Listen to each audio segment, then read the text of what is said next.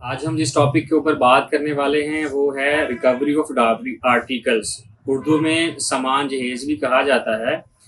کہ اگر میاں بیوی کے درمیان علیحدگی ہوگی ہو، مرد نے طلاق پرنونس کر دی ہو یا عورت نے خود خلا لے لیا ہو، تو عورت کے جو ڈاوری آرٹیکلز ہوتے ہیں، جو اس کی رخصتی کے وقت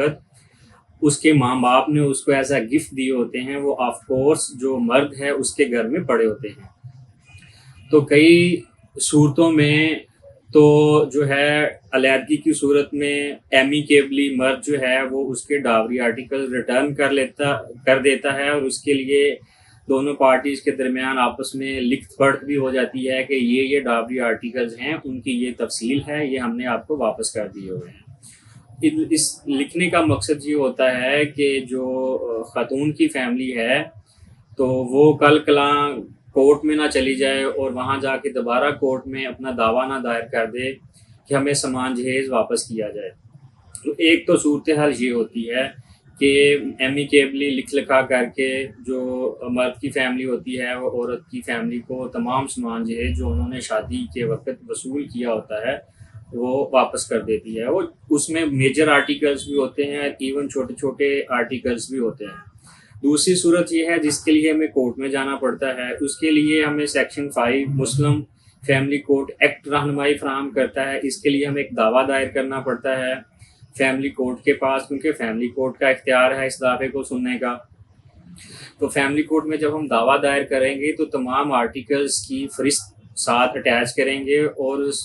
فہرست کے ساتھ اگر اس کا کوئی ڈاکومنٹری ایویڈنس موجود ہے، یعنی کہ جب سارا سامان خریدا گیا تھا ان کی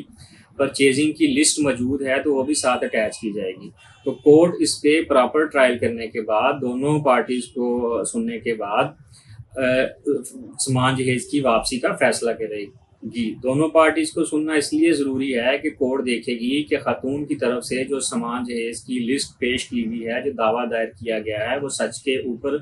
مبنی ہے یا نہیں. اس میں کوئی جھوٹ تو نہیں بولا گیا، کوئی آرٹیکلز اپنی طرف سے ایڈ تو نہیں کیے گئے،